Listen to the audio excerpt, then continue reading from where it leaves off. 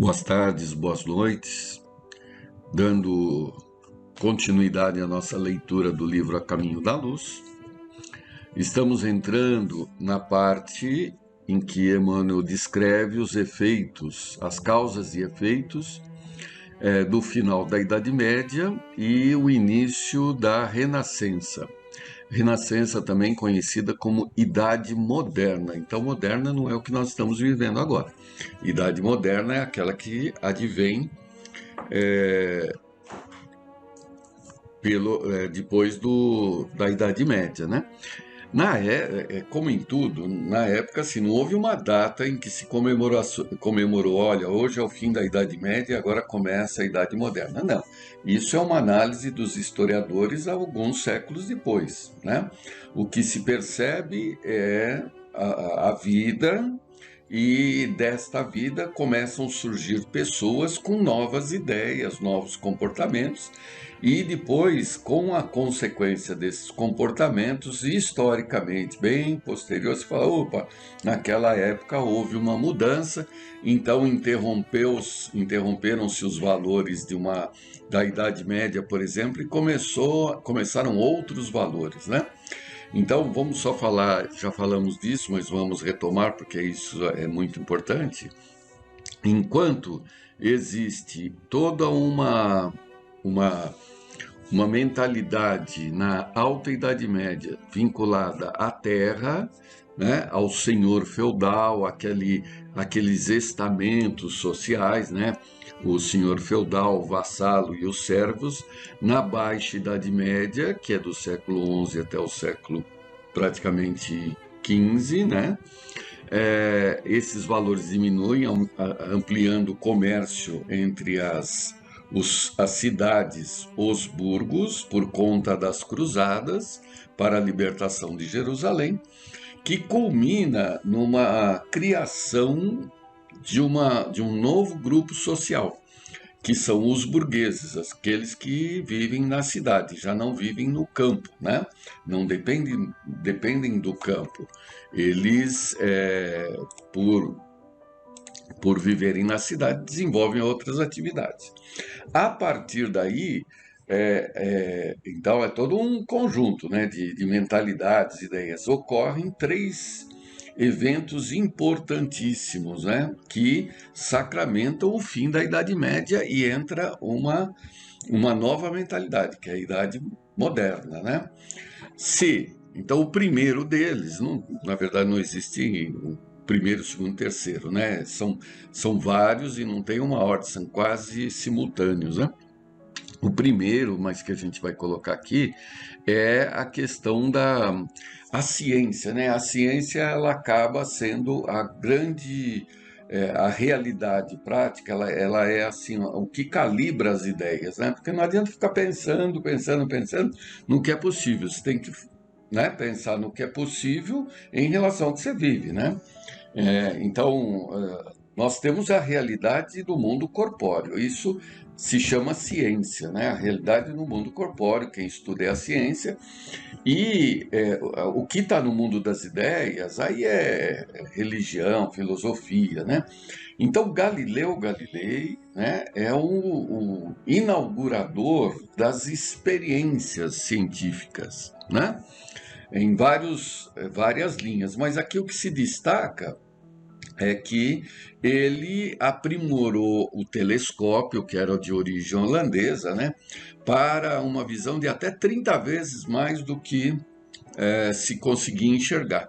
E através disso ele conseguiu observar a Lua, viu que a Lua não era lisa, luas em Júpiter, percebeu que a Via Láctea não era como descrito pelos gregos, isso cientificamente, né? E com isso foi a base para quebrar o geocentrismo, né, da Idade Média, que vinha até a Idade Média. O geocentrismo é a Terra é o centro do universo. Não, com Galileu ele colocou, não é bem assim, não é a Terra que é o centro do universo, é o Sol, é o heliocentrismo, né? E, além disso, ele fez estudo de movimentos, né, o estudo do movimento dos corpos e estabeleceu alguns parâmetros, dizendo não, os corpos não tendem a voltar para o repouso depois que entram em movimento, eles só voltam para o repouso porque tem resistência, né? E a igreja ficou muito brava com isso, né? E o condenou num julgamento e o manteve preso, né? Até os últimos dos seus dias, né? Ele não podia sair lá da casa dele. Quem era a carcereira era a filha, que era presa, era freira, né? E ele, para fazer as suas ideias saírem daquele compartimento, ele escrevia de forma reversa. O que significa isso? Que se você olhar, você não vai entender nada, só vai entender se puser na frente do espelho, e aí você vai entender o que está escrito. E esses manuscritos ele conseguiu tirar, passar para fora, através de alguns conhecidos, e isso chegou na mão de Isaac Newton, que a partir do estudo disso estabeleceu os princípios da cinemática, né, que a gente aprende na escola. Então, com isso, a ciência deu um grande golpe na igreja, né? Não, a igreja não é a que diz a palavra final. O outro golpe na igreja, né, foi o protestantismo, por Martim Lutero, né? Martim Lutero e Calvino. Principalmente o Lutero, ele se opunha, isso depois Emmanuel aqui vai falar no texto, ele se opunha às indulgências, que era aquele comércio que tinha entre as pessoas e a igreja, porque a igreja e o Estado estavam muito enraizados, né? Isso a gente percebe no Brasil colônia, né? Onde o Estado se usa a igreja e a igreja usa o Estado, né? O tempo todo isso, né? Por isso que toda a colonização ela é feita junto com a igreja, né? E a igreja, para se expandir, usa o Estado para ampliar o seu número de fiéis, né? Então, quando Lutero coloca, olha, né, uma das interpretações, né, ele pega a carta aos Romanos, então o que Lutero coloca? Olha, você não vai conseguir a salvação só através das suas obras, através da fé. Veja, não são as obras como a gente consegue conceber na doutrina espírita, são as obras em relação à igreja da época, ou seja, comprar as coisas, os pedacinhos do céu. Não é isso que vai te dar a salvação. É a tua fé, que é gratuita, é de Deus, dá para todos, porém, esta fé você reconhece pela graça, a graça de Deus. A tua salvação é se você é um escolhido de Deus, né, por atender, por corresponder à fé, né? Esse era o grande princípio. E com isso, eu não preciso de alguém para me levar até Deus. Eu converso direto com Deus. Eu não preciso dos santos, das imagens, não preciso do bispo, do papa, do padre, nada disso. Então, por isso que é um protesto, né? Ele lá pregou a cartinha dele na porta da igreja e ele foi execrado. Ele e Calvino, né? Lutero ainda fez toda a compilação da gramática alemã, né? Ele gramatizou o alemão, né? Calvino já tinha uma outra concepção um pouquinho diferente, mas ambos, né, que enfrentaram a igreja. Então esse foi o segundo golpe. Então primeiro a ciência, né, através da realidade propagada por Galileu. O segundo foi o protestantismo e o terceiro a descoberta da América, né?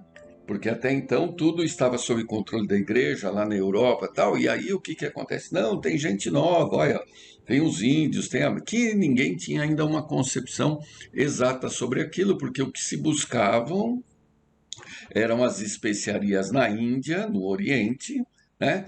E como as estradas estavam bloqueadas pelo Império Otomano, então eles buscavam o mar. Também comentamos, né, que a escola de Sagres em Portugal é quem detinha essa tecnologia, né, desenvolver essa tecnologia de navegação financiada pelo que se supõe até pelos cruzados que foram sufocados na França, né, por conta do que a França tinha pego emprestado deles. Mas enfim, agora volta Emmanuel, que acho que vai dar muito mais detalhes e muito mais ideias sobre o que a gente contextualizou aqui. Muito bem. Então, retomando, eu até deixei o texto anterior aqui, só para a gente ter como referência. Missão da América. O Cristo, agora é emocionante essa parte. O Cristo localiza, então, na América as suas fecundas esperanças.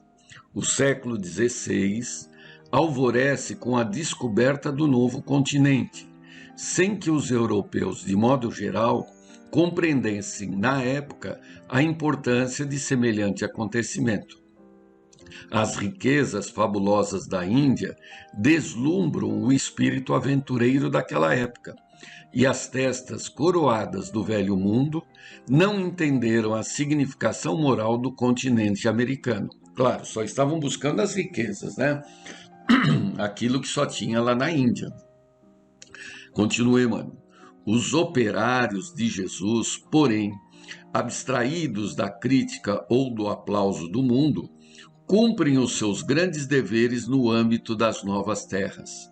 Sob a determinação superior, organizam as linhas evolutivas das nacionalidades que aí teriam de florescer no porvir.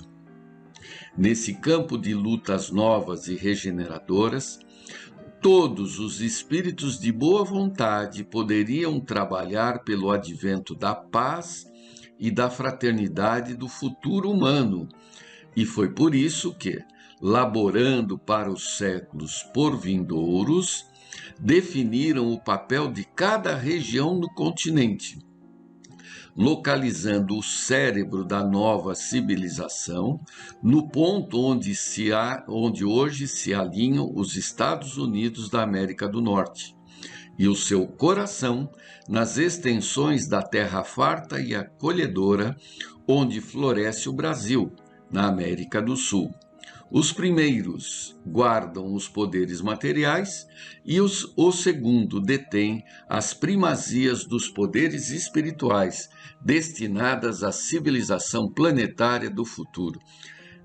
É uma definição perfeita, né?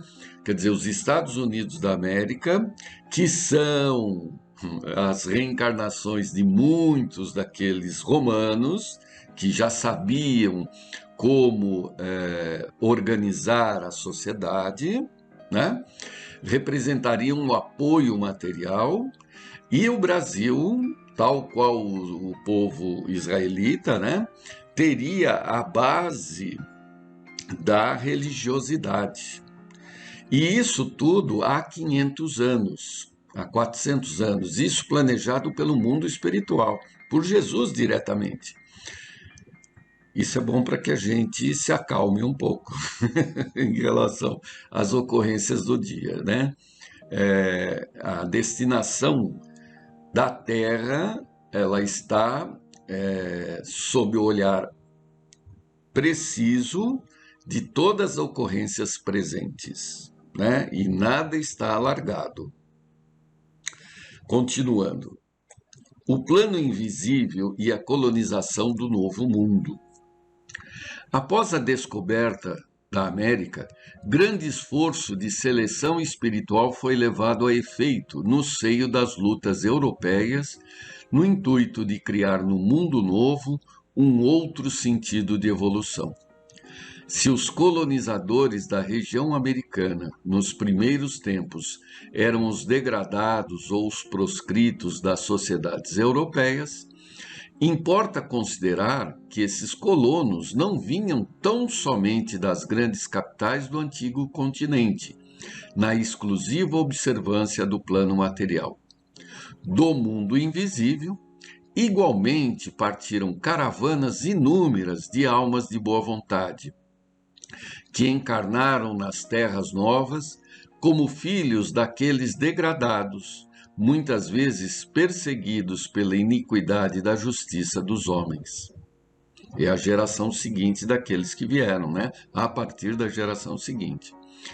A esses espíritos mais ou menos adiantados, aliaram-se numerosas entidades da Europa, cansadas das lutas inglórias de hegemonia e de ambição, buscando a redenção no esforço construtivo de uma nova pátria com bases sólidas de fraternidade e amor, originando-se desse modo, entre os povos americanos, sentimentos mais elevados quanto à compreensão da comunidade continental.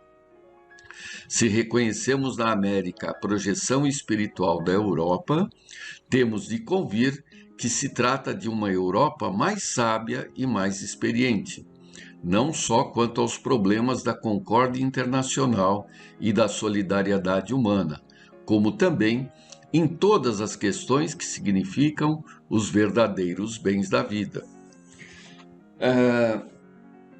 Podemos inferir, com uma grande probabilidade de acerto, né, que, né, todos nós hoje, né, grande maioria, são ex-europeus, né, mesmo porque nossa evolução ela é multimilenar, né?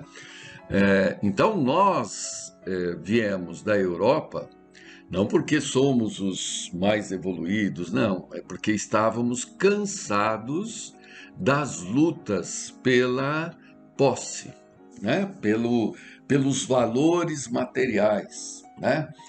Se nós passearmos um pouquinho, né, pela Europa, mesmo pela internet aqui, ou mesmo pelo Brasil colônia, nós vamos ver que a pauta toda era medieval. Cada feudo tinha lá o seu brasão, que era um pequeno reino, né? Era um pequeno reinado. O cara que tinha um feudo, um castelo, ele era senhor da vida e da morte sobre os seus servos, né?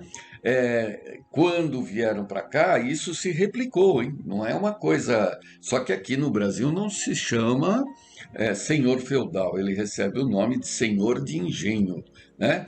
Mas aqueles que vieram para cá, muitos, né, repetiram o modelo da Europa feudal, né? Construíam as suas sedes, né? E comercializavam escravos como os servos, quer dizer, replicaram o erro, né? Mas outros não, nem todos, né? Não podemos esquecer que o Brasil ele foi dividido lá em capitanias hereditárias, depois em sesmarias, que eram regiões extensas, né? E os primeiros que vieram não eram simplesmente os degradados, aqueles que representavam a coroa, eram verdadeiros senhores feudais e chegaram aqui dizimando índios, escravizando, quer dizer, criaram os seus pequenos impérios, né? Porém, os que se sucederam ou que se estão sucedendo somos nós, que cansamos disso, né? Aparentemente, né? Cansamos dessa disputa que não leva a nada. Se a gente for olhar lá na Europa como é que funciona a coisa, né? Não existe essa preocupação ou essa pauta, não vou chamar de preocupação, não existe a pauta, né? Quer dizer, não faz parte da vida do indivíduo a religiosidade.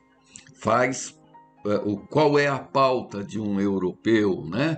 A pauta do europeu é a cultura, o estudo, né?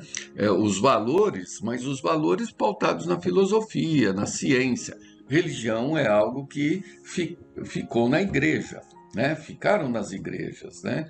A fé, como fé em Deus, ela está bem resfriada, enquanto que aqui no Brasil, ao contrário, né? O que nos falta de cultura convencional, né? Que é um horror mesmo essa história, né? Nós não temos as histórias, né? O que nos falta de cultura, né? De forma inata, trazemos na expressão da fé, da religiosidade. Isso não é evolução. né? Isso é um passo à evolução. Quer dizer, cansamos de disputar os territórios, os feudos, para vivermos em terras novas. Um comentário que a gente costuma até fazer, por exemplo, imagine que você more numa determinada região da Itália, num vilarejo, qualquer um deles, né? Num vilarejo, e tem lá seus problemas de família, numa vila.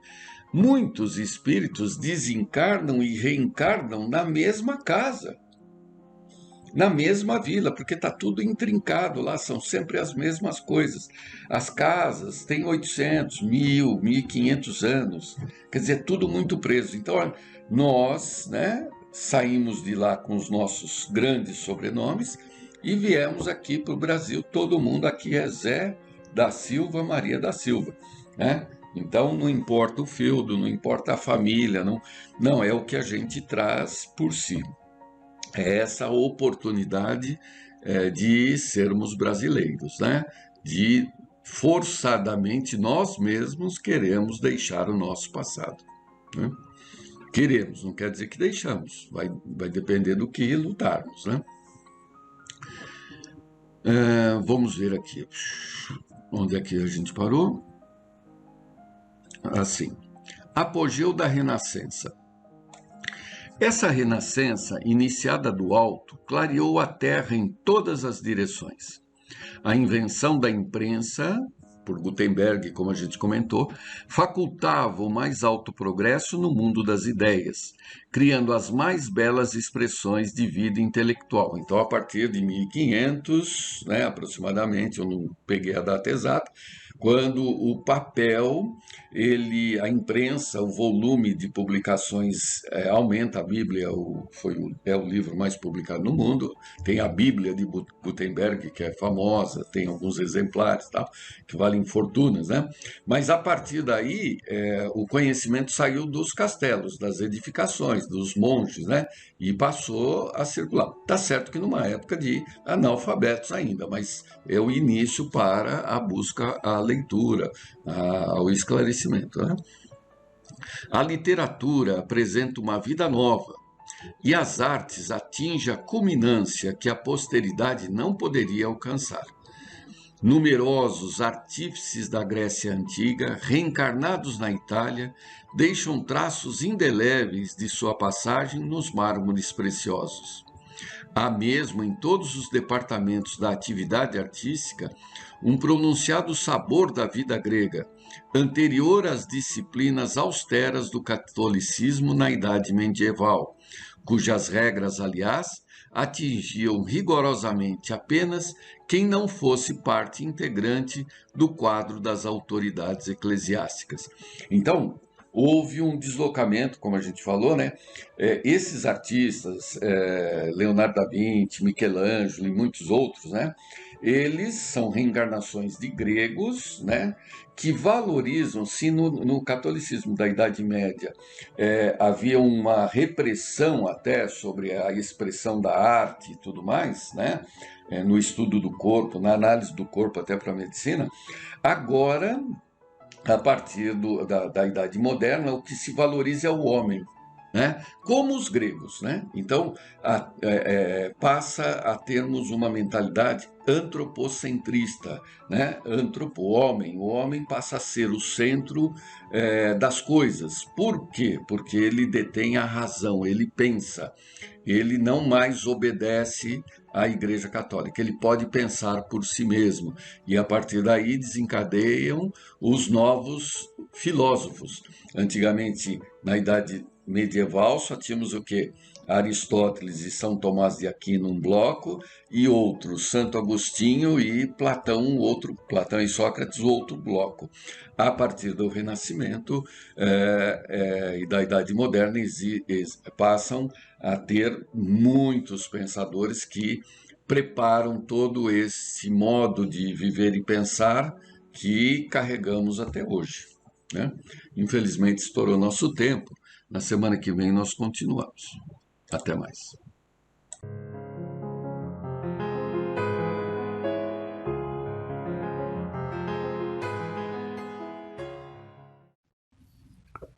Olá, como vão todos? Espero que todos estejam bem, que todos estejam com saúde e que as relações com os familiares estejam sendo construídas com paz e harmonia.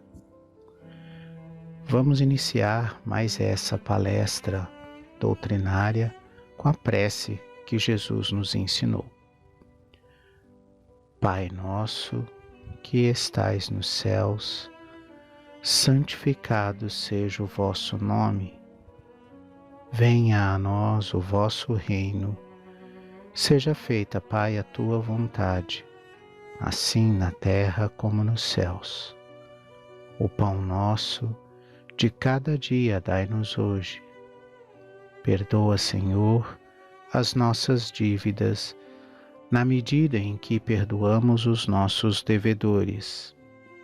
Não nos deixes cair em tentação e livra-nos, Pai, de todo o mal. Que assim seja, graças a Deus, graças a Jesus. Nós estamos dando sequência à leitura de um texto sobre a influência da música sobre os criminosos, os loucos e os idiotas. Esse é um texto que aparece na Revista Espírita de 1864, no mês de setembro, e trata dessa influência. A gente já conversou sobre esse tema por 2 palestras anteriores. Vamos dar continuidade na leitura desse tema e nos comentários desse tema. E, dando sequência à leitura, o texto continua assim. Há regiões em que esta cruel enfermidade, qual enfermidade que ele está falando? Ele está falando da loucura, né? Que foi o tema da palestra anterior. Há regiões em que esta cruel enfermidade se reproduz incessantemente. Será o ar ou a água que a provoca? Certa manhã, após uma noite de caça laboriosa na vertente meridional dos Pirineus, eu tinha entrado na choupana de um pastor para me refrescar. Aí encontrei o pai definhado, sua mulher fanada e 3 crianças enfraquecidas, das quais uma enrodilhada sobre um monte de palha podre. Como eu examinasse esse infeliz apatetado, o pai me disse: este aí jamais viveu, nasceu como está. Aqui o cretinismo toma 1 em 3, pago a minha dívida. Ele vos reconhece? Perguntei. Nem a mim, nem aos irmãos. Fica na posição em que o vedes, só desperta do entorpecimento quando o sol se põe e eu recolho o rebanho esparso. Então ele se agita, parece contente, como se acontecesse alguma coisa feliz. E a que atribuís esse movimento? Não sei. De que sinal vos servis? Do refrão de todos os pastores. Vejamos. Dizei o refrão como se os animais fossem ser recolhidos.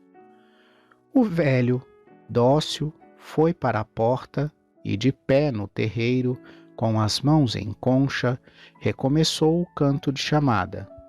Um fato estranho ocorreu. O menino doente ergueu-se de um salto, soltando gritos inarticulados. Adivinhava-se que queria falar. Expliquei que a música agia poderosamente sobre os seus nervos. O pai compreendeu e me disse na sua gíria acentuada: eu sei canções, eu lhas direi. 2 anos mais tarde, tive ocasião de rever essa pobre gente a quem eu trazia uma camurça ferida. O menino se havia tornado dócil. Publiquei a história antes que pensassem em servir-se da música como processo curativo em casos semelhantes. Meu relato foi considerado como uma fábula. O meio prático depois fez o seu caminho, com os cretinos e com os loucos, o que não impediu o meu alienista de sustentar que nada vale a camisa de força e as duchas. Ele está convicto disso. Então, a gente observa nesse relato dado aqui por um dos correspondentes de Kardec, que ele mostra a ação da música, mesmo quando ela foi simplesmente cantada, no caso aqui, por um pai, para um trabalho, né, uma tarefa diária que ele fazia, que era o recolhimento do rebanho de volta para o curral, né, para o cercado onde aquele rebanho deveria passar a noite. Mas você observa que o simples fato das notas musicais do ritmo da música atingir os ouvidos da criança que sofria ali da doença, né? A doença que ele está se referindo ali. Hoje a gente chamaria essa doença de um retardamento mental, de um mau funcionamento do cérebro, uma dificuldade de expressão ou coisa parecida. Espiritualmente, a gente sabe que, na verdade, esse espírito, né, que está preso a esse corpo que tem essa limitação, ele está simplesmente limitado, mas ele é um espírito com toda a plenitude das suas funções enquanto espírito, né? E quem o está impedindo é o corpo de se expressar. Como se a gente tivesse um violão que quisesse tocar o instrumento, mas o violão estivesse sem cordas, né? Então, o nosso corpo ele tem determinadas funções que podem estar limitadas dentro de uma encarnação, como prova ou como expiação, né? Mas a entidade espiritual, o espírito que está animando aquele corpo, ele não está limitado, ele tem toda a sua plenitude. Ele só não tem, como o exemplo que eu dei, as cordas no violão para poder tocar a música, mas ele sabe tocar a música, né?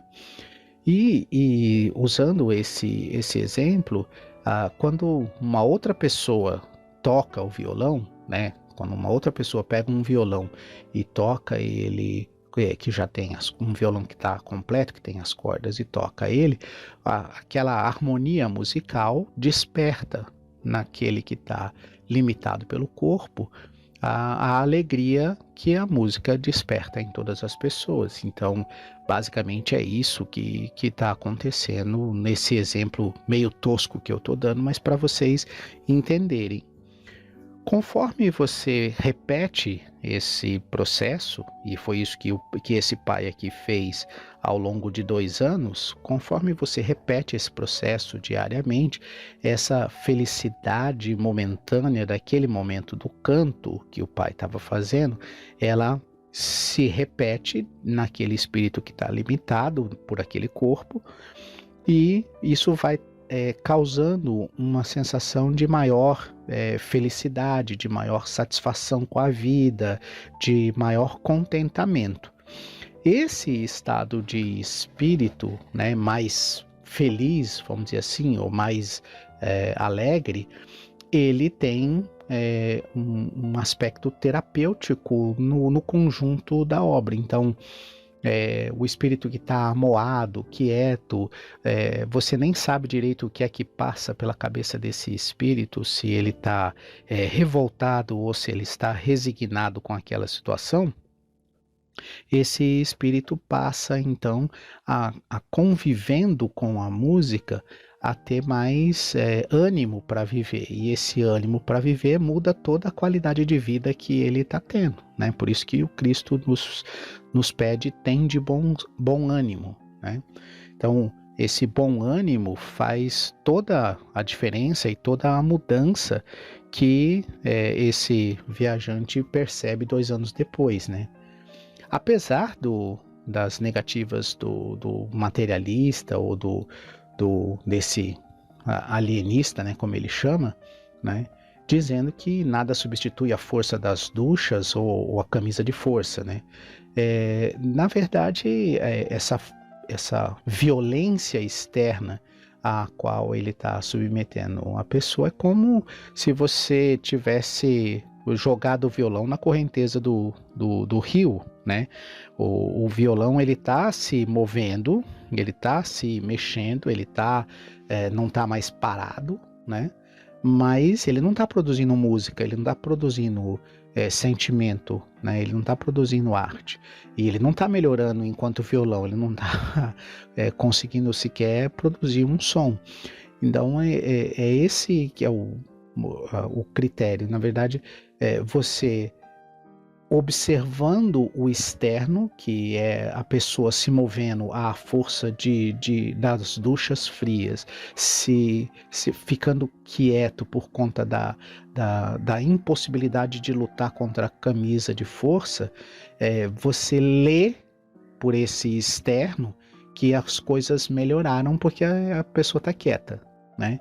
Mas intimamente ela não está quieta. É como um prisioneiro no presídio que ainda tem a vontade de cometer crimes, mas não os comete porque está preso. Se tivesse livre, cometeria os crimes.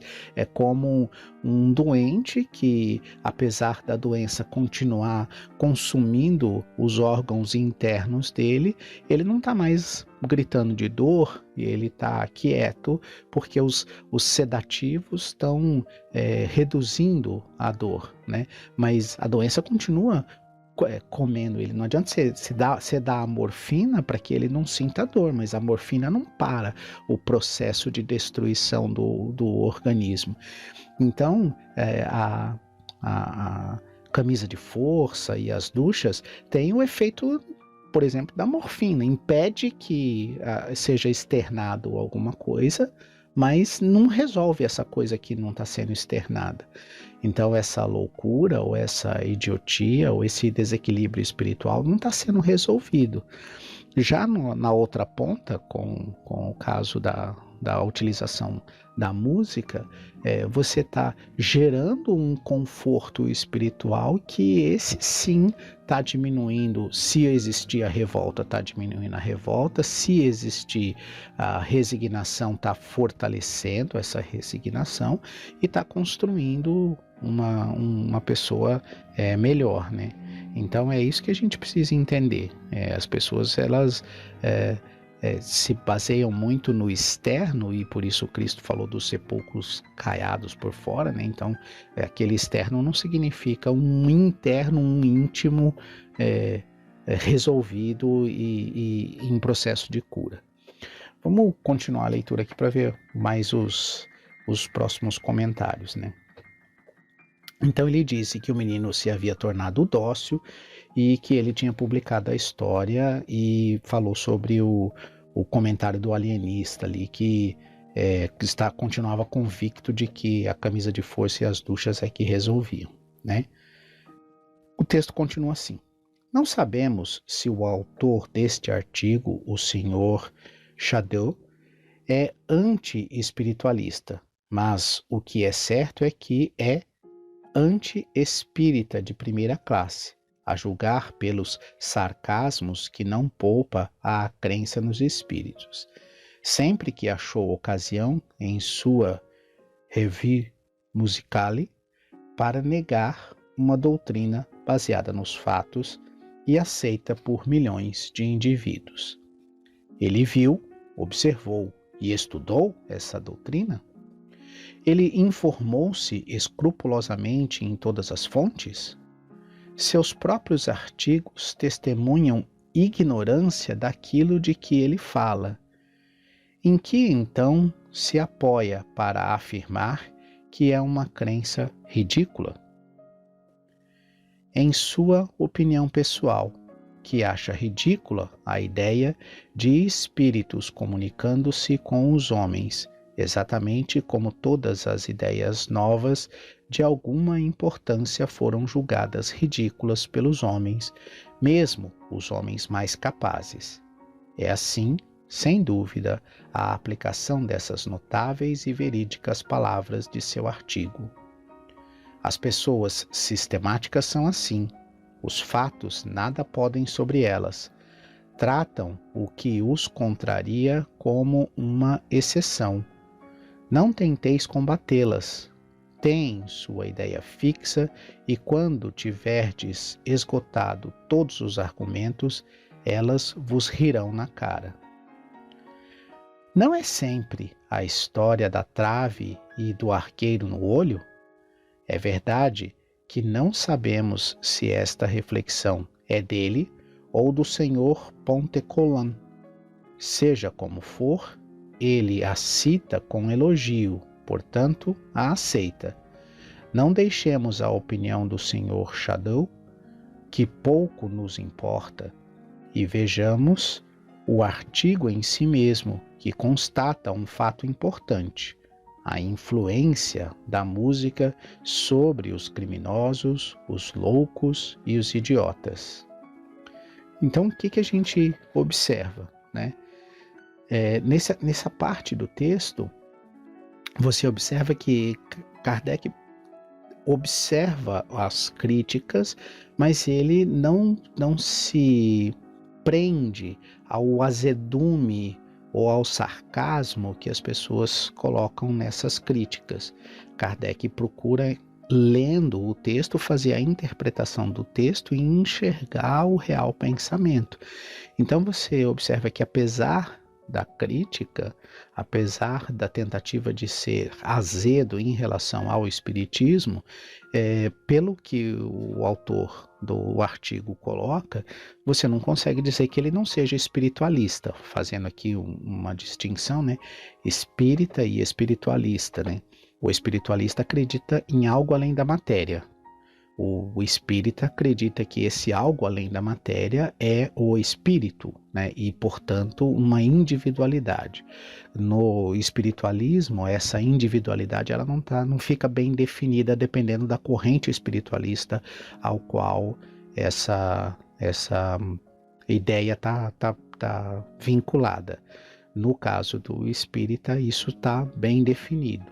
Uma outra diferença muito característica é a sorte, né, de causa e efeito após a morte dessa sobrevivência de algo além da matéria, né? Então, no caso espírita, esse algo além da matéria vai ter uma pena ou um reajuste temporário até que ele se ajuste novamente às leis divinas. Enquanto que no espiritualista essas definições de causa e efeito, de tempo, de duração variam de acordo com a corrente. Alguns até falando em penas eternas ou gozos eternos de uma felicidade eterna, mas sem atividade ou inativa. Basicamente, esse texto mostra que mesmo aquelas pessoas que combatem essas ideias espíritas usam argumentos que fortalecem aquilo que o espiritismo defende. É por isso que Kardec faz o questionamento se ele leu, se ele viu, se ele observou, se ele analisou os dados científicos que o espiritismo coloca à disposição antes de se demonstrar contra, né, o espiritismo. Nós vamos continuar nessa leitura, ainda tem bastante texto pela frente. As considerações de Kardec a partir desse ponto do texto para frente são muito interessantes e a gente continua na nossa próxima palestra doutrinária. Eu me despeço de vocês pedindo a Deus e a Jesus paz e harmonia em suas famílias, saúde para todos vocês e muitas realizações positivas no campo da evolução moral e da evolução espiritual. Solicito isso a Deus através da prece que Jesus nos ensinou. Pai nosso, que estais nos céus, santificado seja o vosso nome. Venha a nós o vosso reino. Seja feita, Pai, a tua vontade, assim na terra como nos céus. O pão nosso de cada dia dai-nos hoje. Perdoa, Senhor, as nossas dívidas, na medida em que perdoamos os nossos devedores. Não nos deixes cair em tentação e livra-nos, Pai, de todo o mal. Que assim seja, graças a Deus, graças a Jesus. Uma boa semana a todos, fiquem em paz.